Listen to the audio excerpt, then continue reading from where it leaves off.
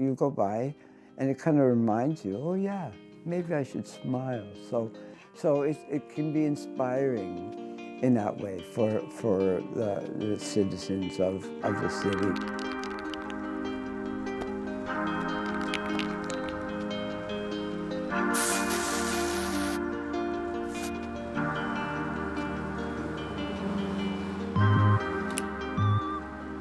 Street art in itself, I think, really originated from people going out and just writing like illegally. With graffiti tags, they really paved the way for the murals that are being made now. It definitely has kind of umbrellaed out into artists that, yeah, finish like me, like fine art, but are able to do walls legally. My name is Anya. I'm a mural artist. I also do a lot of installations. I work in community arts programming. My background is in fine art. That's where I started everything. So pretty traditional training. One year I ended up having one opportunity where I got to paint outside, and that changed everything. My name is Jerry Silverberg. I'm a visual artist. Call myself a picture maker as well. I've done about, I think, 5 or 6 different works in the city. My first one was about 6 years ago through the Lightbox. There's a couple specific that I've done.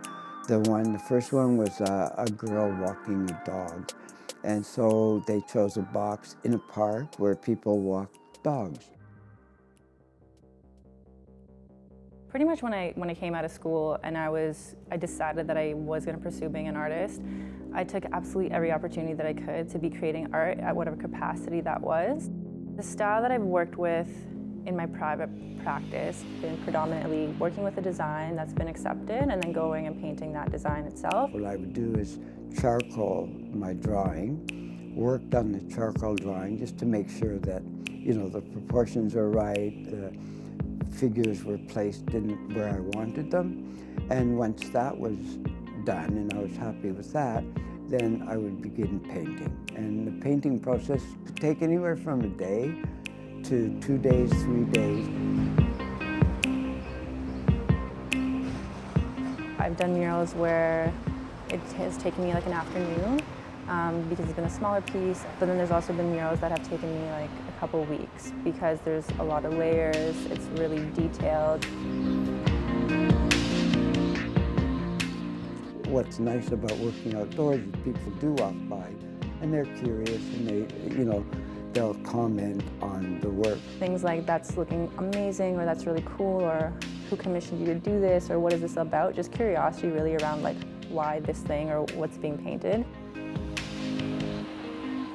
The way that it can add color to a street corner, the way that it brings communities together, the way that it can give community pride over like that art piece, because I find that once you leave that wall or that element that you've painted, it's not really yours anymore. It really becomes like the people that live there. They have like their own pride around it. They kind of safekeep it too. I would like them to engage with the story that I'm trying to tell and maybe integrate it into their life, whether they agree or disagree, you know, to have a dialogue. Having these, you know, art elevates kind of the idea of beautifying your city. It elevates the sense of care, because otherwise you really paid no attention.